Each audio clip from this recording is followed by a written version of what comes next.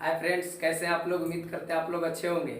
जैसा कि हम लोग पिछले कई वीडियो में हम लोगों ने यह देखा कि बेसिक्स कैसे मैथ में सीखा जाता है, उन सभी पर हम लोगों ने काम किया।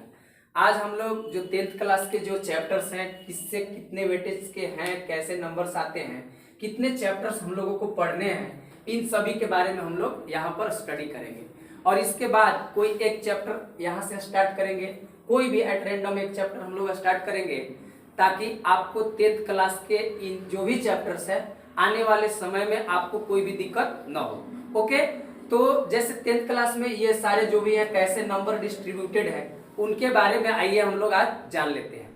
ठीक है, तो इसके जानने के बाद ही कोई भी चीज, किसी भी चीज का अगर हम तैयारी कर रहे हैं तो तैयारी करने से पहले उसका क्या प्रोसेस है, कैसे कितना कहाँ से वेटेज होता है, उन सभी के बारे में जानना आवश्यक होता है।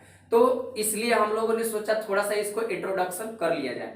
तो आइए देखते हैं कि जो हम लोग का चैप्टर है 10th क्लास में, कौन कौन से चैप्टर्स हैं और उन चैप्टर्स के क्या वेटेज हैं इन फाइनल एग्जाम। ओके, तो जैसे यहाँ पर लिखा हुआ है चैप्टर्स ऑफ 10th क्लास, यानी मैथ्स का है, 10th क्लास का है। ओके, और इसमें हमको पढ़ना है वास्तविक संख्या। पहला चैप्टर ही है वास्तविक संख्या। रियल नंबर अंग्रेजी में इसे कहते हैं, क्या कहते हैं, रियल नंबर। जो रियल नंबर है इसमें संख्याओं के बारे में पढ़ना है। जैसे आपका प्राकृत संख्या हो गया, पूर्ण संख्या हो गया, पूर्णांक संख्या हो गया। इसमें थोड़ा सा अवास्तविक संख्या हम लोग पढ़ लेंगे। अवास्तविक संख्या क्या है, सम संख्या, विषम संख्या, भाज्य संख्या, अभाज्य संख्या। और इसके अंतर्गत एल्गोरिथम विभाजन का जो नियम है, यानी कि लॉन्ग प्रोसेस से जो हम लोग एचसीएफ निकालते हैं बाय डिवीजन मेथड, जो कि हम लोग बेसिक में ही पढ़ चुके हैं, यहाँ पर भी पढ़ेंगे। तो इन सभी को जितना भी हम नाम ले रहे हैं यहाँ पर सब आपके वास्तविक संख्या में रियल नंबर यानी कि फर्स्ट चैप्टर में पढ़ना है। और सभी से मिलाकर आपका 10 नंबर का क्वेश्चन है, माने आपका 10 मार्क्स का पूरा क्वेश्चन आएगा। नंबर ऑफ क्वेश्चंस कितना भी होगा, लेकिन 10 नंबर 10। और आजकल जो क्वेश्चंस पूछने का जो पैटर्न है कोरोना काल से लेकर अभी तक तो पूछ रहा है, मान लीजिए ट्वाइस, यानी कि दुगना सवाल है, हाफ का जवाब दीजिए। यानी 10 नंबर के है तो इससे 10 नंबर के ही नहीं, ज्यादा भी पूछेगा उससे जवाब आप चुन चुन के दीजिए। Choice is yours because exam is yours. Okay, यानी आपके एग्जाम में आपकी मर्जी, आपको जो आ रहा है वो बनाइए। ऐसा नहीं है कि डिफिकल्ट क्वेश्चन बनाइए आपको आसान छोड़ दीजिए, ऐसा कोई बात नहीं है। आपको जो मर्जी वही बना के आइए और नंबर पाइए। ओके, तो ये जो हो गया वास्तविक संख्या। वास्तविक संख्या के बाद हम लोगों का आता है एक बहुत ही बड़ा चैप्टर है बीजगणित। बीजगणित, और बीजगणित क्या होता है, जिसमें संख्याओं एवं अक्षरों के बारे में अध्ययन किया जाता है। संख्याओं एवं अक्षरों को गणितीय संक्रियाओं द्वारा उसमें जो ऑपरेशंस करते हैं वो सारा चीज हम लोगों को कहाँ पढ़ना है, आपका इसमें पढ़ना है बीजगणित में। और ये टोटल आपका कितने मार्क्स का आता है, तो 20 मार्क्स यानी कि 20 नंबर के आते हैं। लेकिन ये बढ़ा के क्वेश्चन रहता है, बढ़ा के रहता है, यानी कि 20 से ज्यादा भी रहेगा। लेकिन अगर वेटेज देखा जाए, अगर रियल में इसका देखा जाए, एकदम फुल 100 में 100 पूछे तो आपको ऐसे पूछेगा, लेकिन बढ़ा के आपको पूछता है। ओके, आप इस जो भी चैप्टर आपको मजबूत है उसको मजबूत करिए, उसको बनाइए। जैसे यहाँ पे बीजगणित में ना 4 चैप्टर्स हैं। पहला आपका बहुपद हो गया, पॉलिनोमियल। बहुपद किसे क्या है, बहुपद कैसे पहचानते हैं, बहुपद के प्रकार टर्म्स के आधार पर, यानी पद के आधार पर, घात के आधार पे, और उसमें जो मूलों का योगफल, मूलों का गुणनफल, इवन हम लोग पढ़ेंगे मूलों का अंतरों क्या होता है। और सभी चीजों को हम लोग 1 बाय 1 प्रूफ भी करेंगे कि मूलों का योगफल -b होता है तो कैसे। क्योंकि मैथ्स एक ऐसा सब्जेक्ट है, जब तक हम उसमें हाउ वाई नहीं करेंगे, जब तक हम उसमें प्रूफ नहीं करेंगे, तब तक उसमें हम ज्यादा उसमें सीख नहीं सकते हैं। और यह एक ऐसा सब्जेक्ट है जिसे हम रट कर तो अच्छा कर नहीं सकते हैं। ठीक है, यानी कि मान लीजिए पास तो हो सकते हैं, अच्छा नंबर भी आ सकता है, लेकिन जो अंदर से जो बल आना चाहिए, आत्मबल आना चाहिए, मैथ्स में वो मजबूती नहीं आ पाएगा। इसलिए हमको हर चीज को प्रूव करते हुए हम लोग पढ़ेंगे। पॉलिनोमियल, उसके बाद आपका आ गया 2 चर वाला रैखिक समीकरण, जैसे x + y है।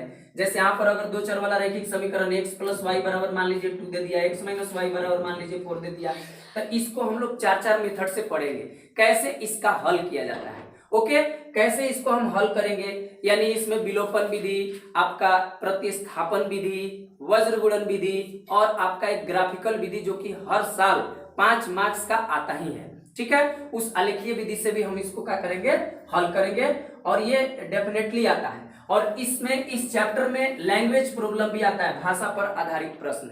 जैसे आपका कह देगा कि 2 अंकों वाली संख्या का अंकों का योगफल इतना है। यदि संख्या में इतना जोड़ दिया जाए या घटा दिया जाए तो अंकों का क्रम पलट जाता है, तो वह संख्या ज्ञात करें। यानी ऐसी ऐसी संख्या, ये नंबर से रिलेटेड हो गए। एज से संबंधित आता है कि मान लीजिए पिता की उम्र पुत्र की उम्र की 3 गुनी है, 10 वर्ष बाद पिता की उम्र पुत्र की उम्र की 5 गुनी हो जाती है, 2.5 गुनी हो जाती है ना। ऐसा कोई भी क्वेश्चन है, या ज्योमेट्री में भी चक्रीय चतुर्भुज के मान लीजिए कह देगा इतना एंगल्स है 2x + 5 डिग्री, है ना। मान लीजिए आपका 4y + 20 डिग्री, इस प्रकार के जो चारों एंगल दे देगा और पूछेगा कि पूरा एंगल को निकालिए x और y के रूप में देने के बाद। तो हम लोग इस चैप्टर में पढ़ेंगे 2 चर वाला रैखिक समीकरण में। इसमें लैंग्वेज प्रॉब्लम और आपका जो डायरेक्ट जो दिया रहता है वो दोनों माने इस प्रकार के समस्या दिया रहेगा। यानी इन सभी को हमको इस चैप्टर में पढ़ना है, जो कि अच्छे से हम लोग इसका जब भी पढ़ेंगे अच्छे से पढ़ेंगे। आगे आगे समांतर श्रेणी, जो समांतर श्रेणी है यानी कि एपी, और इसको एपी का और 2 भाई है, एपी और एक जीपी और एक होता है एचपी। यानी कहने का मतलब उसको हायर क्लासेस में पढ़ना है। एपी का मतलब हुआ अर्थमेटिक प्रोग्रेशन, समांतर श्रेणी, और एचपी का मतलब होता है हार्मोनिक प्रोग्रेशन, हारात्मक श्रेणी, और आपका जीपी का मतलब होता है ज्योमेट्रिक प्रोग्रेशन, गुणात्मक श्रेणी, जो कि आपको हायर क्लासेस में पढ़ना है। जो हम लोग को 10th में पढ़ना है, तो यहाँ पर पढ़ना है कि कोई सीरीज एक फिक्स्ड अंतर में लिखा हुआ है, तो उस अंतर का योगफल माने उसका कह देगा उस सीरीज का अंतर योगफल बताइए। कह देगा आपको कि कोई सीरीज चल रहा है तो कहेगा 20वां पद बताइए, सारवां अंतर बताइए यानी कि कॉमन डिफरेंसेस बताइए, ये n टर्म्स का योग बताइए। इसी चैप्टर से हम लोग जो जनरल कंपटीशन में भी पढ़ना है, जैसे कह देगा n सम प्राकृत संख्याओं का योग, n सम विषम प्राकृत माने विषम प्राकृत संख्याओं का योग, या किसी भी संख्या का योगफल निकालना हो जिसके हर कंसेक्यूटिव टर्म्स के बीच यानी 2 लगातार टर्मों के बीच में कितना का अंतर हो, आपका लगातार माने अंतर बराबर हो, 2 लगातार टर्मों के बीच में अंतर बराबर हो, तो वही एपी में होता है। और इसके एन बराबर क्या होता है, उसको कैसे प्रूफ किया जाता है, यानी n/2 × 2a + n-1 × d, इसको कैसे प्रूफ करेंगे, कैसे याद रखेंगे, सब चीज को हमको इसमें पढ़ना है। और इससे भी अच्छा खासा सवाल रहता है, इससे भी बहुपद से भी आपको हर साल सवाल इस सब चैप्टर से देखने को मिलते हैं। ओके, उसके बाद आगे आपका द्विघात समीकरण, आपका ये बहुपद, और इसमें जो अगर बहुपद अच्छे से पढ़ लिए तो थोड़ा सा इसमें एक लैंग्वेज प्रॉब्लम आ जाता है और एक एक्स्ट्रा आ जाता है डिस्क्रिमिनेंट, यानी कि विवेककर जिसको कहते हैं, विवेचक कहते हैं। ये दोनों चैप्टर में अगर इस चैप्टर को यानी बहुपद को अच्छे से पढ़ लिया जाए तो आपका 60 से 65% इसका काम वहीं पर हो जाएगा। क्योंकि बहुपद में भी मूल निकालने के लिए सीखते हैं, यानी रूट्स निकालने के लिए नंबर ऑफ जीरो, कैसे जीरोज निकाला जाता है, किसी भी बहुपद का जीरो करके हम उसका बहुपद का मूल निकालते हैं, शून्य ज्ञात करते हैं। और इसमें भी आपको इसका भी मेथड है फैक्टराइजेशन मेथड, यानी कि गुणनखंड विधि, गुणनखंड विधि के बाद आपका आ गया भाग विधि, डिवीजन मेथड, एंड एक सीरीधाराचार्य मेथड, कि गुना करने पर इतना आ जाए और जोड़ने घटाने पर इतना आ जाए, तो हम लोग तो फैक्टराइजेशन मेथड से कर सकते हैं, डिवीजन मेथड से भी कर सकते हैं। लेकिन जब जिसका अगर गुना करने पर इतना और जोड़ने घटाने पर उतना नहीं आए तो हम उसका कैसे हल करेंगे, तो उसका हल करने के लिए हम सीरीधाराचार्य सूत्र का प्रयोग करेंगे, जिसका मान होता है x बराबर -b + √b² - 4ac और टोटल के बटा में 2a। ये कैसे आया इसको भी हम लोग जब इस चैप्टर को पढ़ेंगे प्रूव करेंगे। और जैसे बहुपद और समीकरण में क्या डिफरेंसेस होते हैं इसको हम लोग ऑलरेडी पढ़ चुके हैं।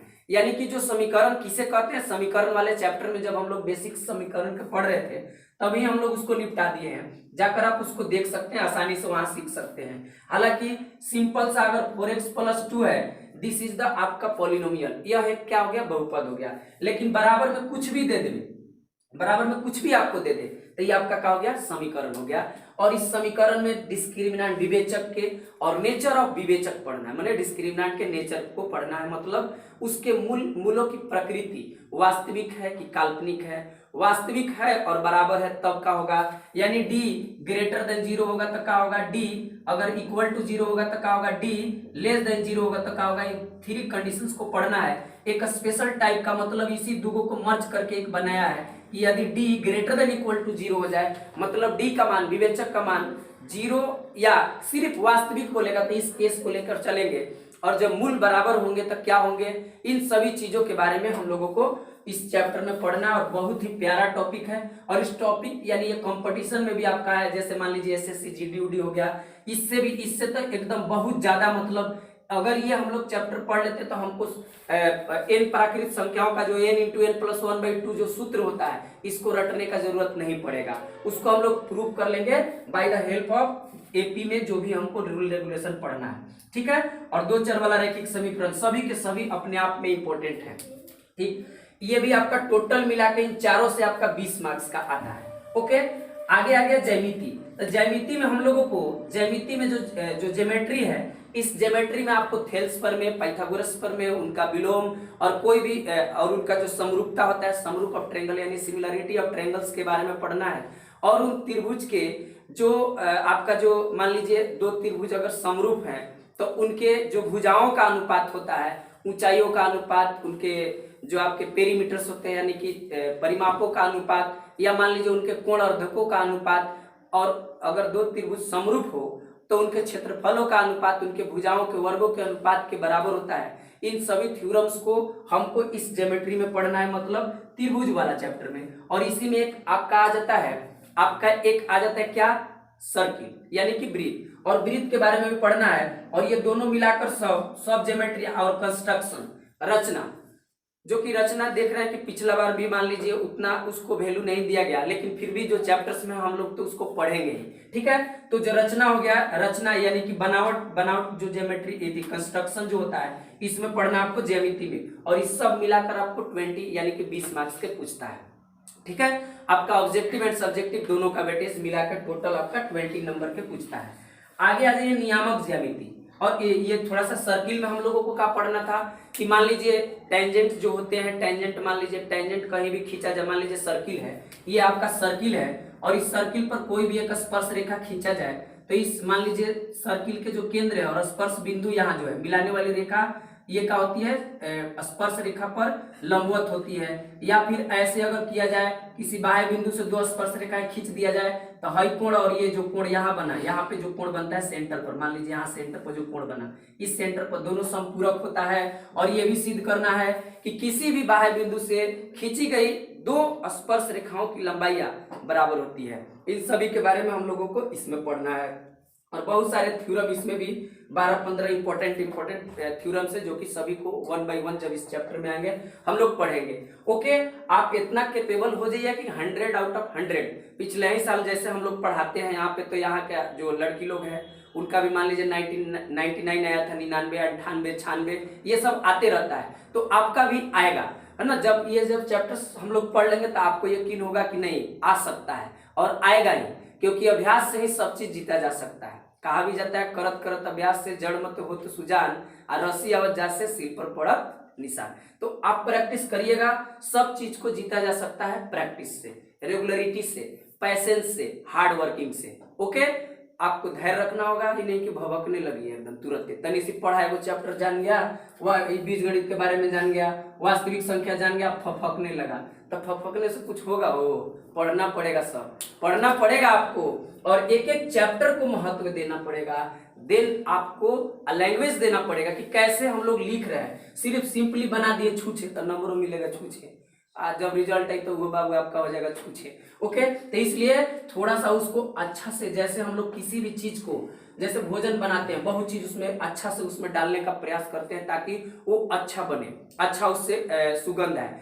सिमिलरली जब हम लोग इसको बनाएंगे तो अच्छे से लैंग्वेज देके बनाएंगे, ताकि जो एग्जामिनर जो चेक करे उसको अच्छे से उसको चेक करे और उसको लगे कि नहीं अच्छा लड़का का है। कहीं थोड़ा सा अगर दिक्कत भी होगा ना तो आपको बूस्ट कर देगा, आगे बढ़ा देगा वो, ठीक है। तो इसलिए अपने से लैंग्वेज और राइटिंग पर ध्यान देना है, कैसे लिखना है। धीरे धीरे अब हम लोग तो जुड़िए गए 10th से, अब एकदम आसानी से आपको समझ में आएगा। सिर्फ वीडियो को पूरा देखिए, सब चीज आपको समझ में आएगा, अच्छे से आएगा, ठीक है। ये यकीन मानिए, ऐसा नहीं है कि धूर्तबाजी यहाँ हो रहा है, ओके। पूरे लाइफ में धूर्तबाजी हम लोग नहीं किया, ना करेंगे, जो वादा है उसको निभाएंगे, बस सिंपल सा बात है। आइए हम लोग आगे देखें नियामक ज्यामिति। ये बहुत ही आपका जो कोऑर्डिनेट ज्योमेट्री है, कोऑर्डिनेट ज्योमेट्री का जो इंपॉर्टेंस है, जैसे कोऑर्डिनेट ज्योमेट्री आपको पढ़ना है, कहाँ कोऑर्डिनेट ज्योमेट्री है, तो 9th क्लास में भी पढ़े होइएगा। सिर्फ थोड़ा सा छुआ के निकल गया है। छुआ का मतलब समझ रहे हैं? थोड़ा सा जैसे दूल्हा उल्हा नहीं छुआता है, कोई सी निकल गया, छुआ के थोड़ा स्पर्श करके चुमा के निकल गया। कहने का मतलब है जैसे वहां पे पढ़ना है सिर्फ क्या, सिर्फ क्वाड्रेंट पहचानने के लिए कि चतुर्थांश किस चतुर्थांश में है। और मान लीजिए उसमें यह पढ़ना है कि मान लीजिए 2,3 है तो कैसे रिप्रेजेंट करेंगे इस कोऑर्डिनेट एक्सिस पर। ओके, कैसे, फिर एक्स एक्सिस क्या है, वाई एक्सिस क्या है, ईच एंड एवरीथिंग आप नहीं पढ़े कोई बात नहीं, यहाँ पर हम लोग यह मान के चलेंगे कि कोई नहीं कुछ जान रहा है, उसको एकदम बेसिक से लेके आप पूरा टॉप लेवल तक जाएंगे विथ प्रूफ। ओके, तो यहाँ पर कहने का मतलब है कि आपका कोऑर्डिनेट ज्योमेट्री में यहाँ पर जो होता है मूल बिंदु होता है इधर, इसको जो पड़ी हुई लाइन है, पड़ी लाइन को एक्स एक्सिस कहते हैं, और ये जो खड़ी लाइन है इसको क्या कहते हैं, वाई एक्सिस। यानी खाड़ा और पाड़ा को हम लोग, पाड़ा को क्या कहते हैं एक्स और खाड़ा को क्या कहेंगे वाई। और सब के बारे में हमको इसमें पढ़ना है। और इसमें बाबू 10th क्लास में आपको पढ़ना है सबसे पहला फॉर्मूला डिस्टेंस सूत्र। कौन सूत्र, डिस्टेंस फार्मूला। डिस्टेंस फार्मूला का होता है यानी कि दूरी सूत्र, दूरी सूत्र, जो दूरी सूत्र होता है इसमें पढ़ना है। और क्या पढ़ना है आपको, सेक्शन फार्मूला, विभाजन। जैसे विभाजन में होता है, एक होता है कि मान लीजिए जैसे हम लोग के घर में जैसे इंटरनली क्लेश के कारण, यानी इंटरनली हो गया मनमुटाव हुआ, और बढ़ती हुई आबादी के साथ नो डाउट लोगों के बीच में मतभेद होता है, और जहां मतभेद होगा वहां डिवीजन होगा। तो आपको एक इंटरनली डिवीजन पढ़ना है और एक एक्सटर्नली डिवीजन, एक अंत विभाजन का सूत्र, एक बाह्य विभाजन का सूत्र, और एक पढ़ना है मध्य विभाजन का सूत्र, यानी उसी का ही भाग है मध्य विभाजन का। मध्य विभाजन अंत विभाजन का ही एक भाग है। इन सभी के बारे में हमको डिटेल्स में पढ़ना है, उन सभी फार्मूला को भी हम लोग प्रयास करेंगे कि सिद्ध किया जाए।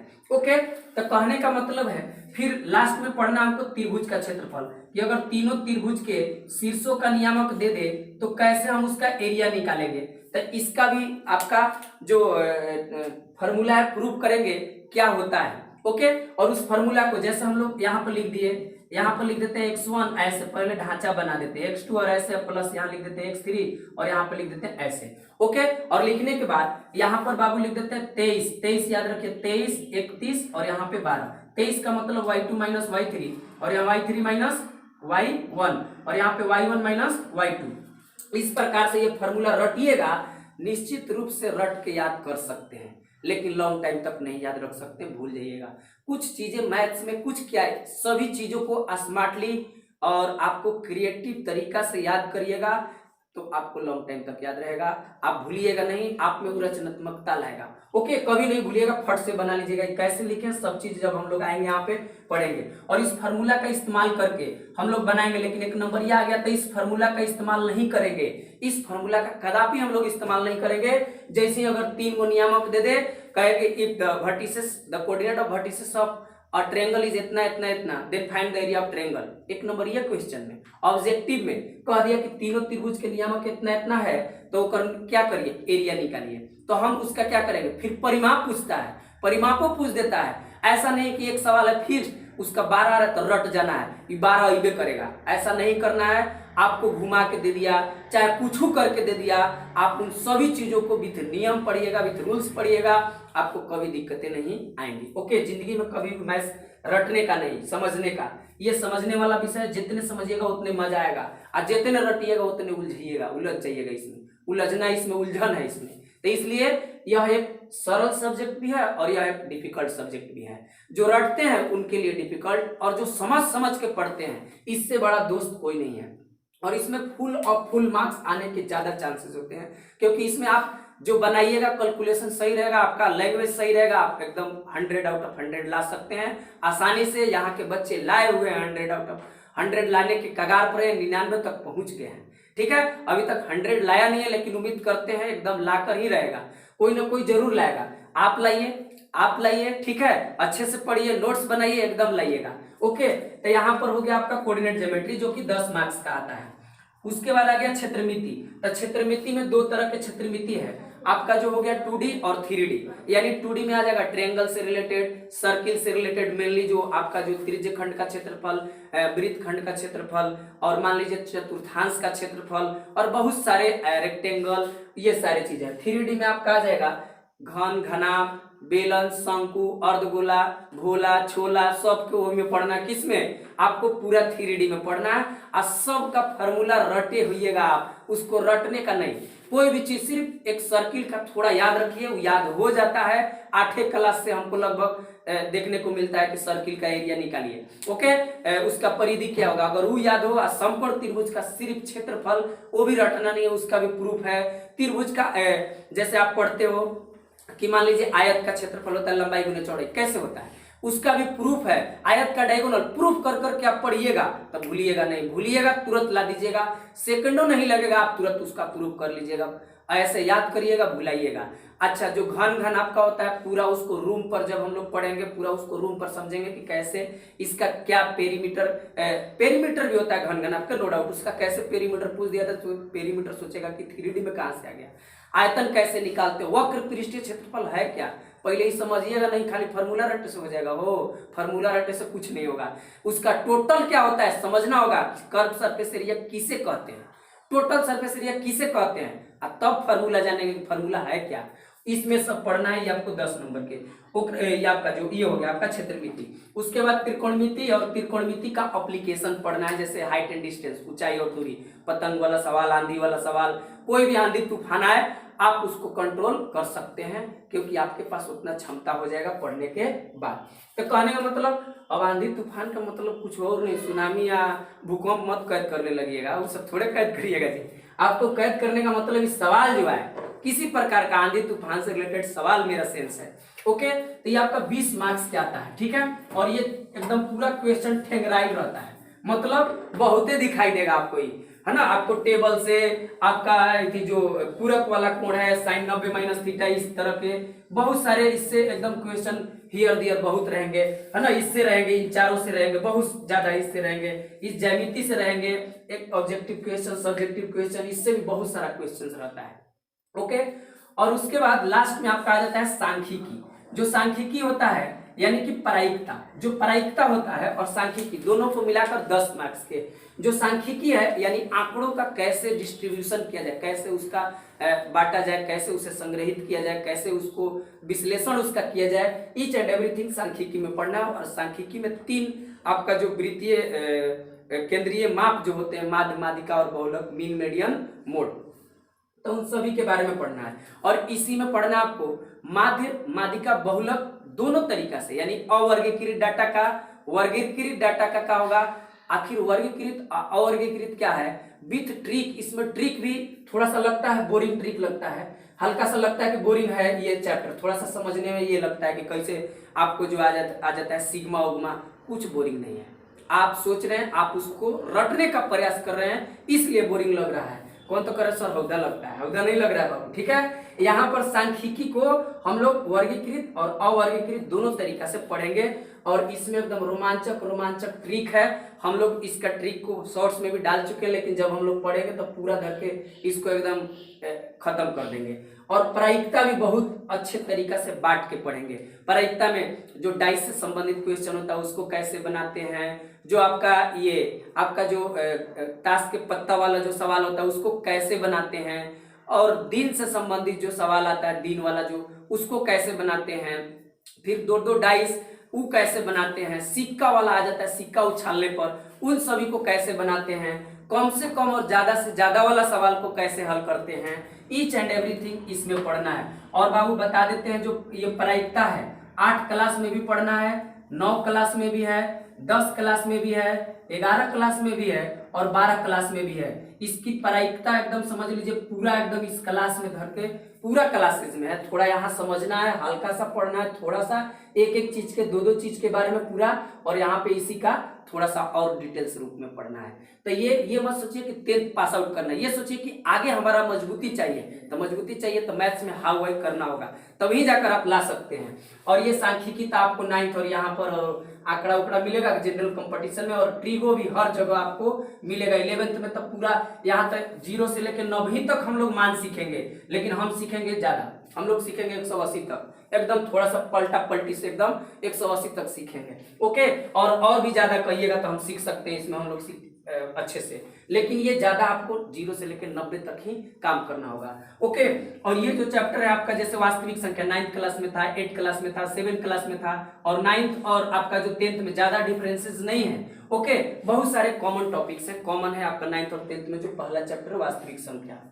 ओके, और आपके बाद आपका ये जो नियामक ज्यामिति है, नियामक ज्यामिति यहाँ पढ़ना है आपको, जाके आपको 11th क्लास के जो कोऑर्डिनेट ज्योमेट्री उसमें और डिटेल्स में पढ़ना है, और उसी चीज को 12th क्लास में जाइएगा तो 3D जो वेक्टर है, 3D यानी वेक्टर जो अलजेब्रा है, यानी कि जो सदिश बीजगणित होता है, उसमें भी आपको सिर्फ एक्स उक्स के जगह वहां पर क्या आ जाएगा, वेक्टर के रूप में आ जाएगा।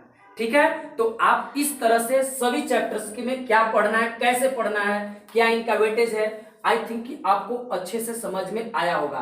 पहले आप चीजों को समझिए कि आपको पढ़ना क्या है ना, how to read, when to read, where to read, then you माने आप स्टार्ट कर सकते हैं अपने स्टडी को, कितना पढ़ना है, कहाँ पढ़ना है, कब पढ़ना है, कैसे पढ़ना है, इन सभी चीजों के बारे में अगर जानिएगा तब तैयारी आपका अच्छा रहेगा। और कोई भी चीज जैसे मैथ्स है, मैथ्स को कैसे हम लोग टॉप कर सकते हैं, मैथ्स में कितना माने बहुत ज्यादा से ज्यादा नंबर ला सकते हैं, तो इसको लाने के लिए आपको मैथ्स को फ्रॉम माने पहले तो रेगुलरिटी चाहिए, पैसेंस चाहिए, प्रैक्टिस करना होगा। और फार्मूला के लिए बाबू जैसे ही चैप्टर समाप्त होता है तो समाप्त होने के बाद एक अलग से इसको कॉपी में सिर्फ नोट पॉइंट्स जो होते हैं, बुलेट पॉइंट्स कह सकते हैं, गोल्डन पॉइंट्स कह सकते हैं, इंपॉर्टेंट पॉइंट्स कह सकते हैं, अपने शब्दों में जो नाम दीजिए, तो इन सभी फार्मूला को आप एक कॉपी में इसको अच्छे से नोट डाउन करके उसका रिवीजन करिए। रिवीजन करिएगा उस पे, उस जो भी फार्मूला है उससे संबंधित क्वेश्चंस को प्रैक्टिस करिएगा, आप निश्चित रूप से मैथ्स में टॉपर बनिएगा।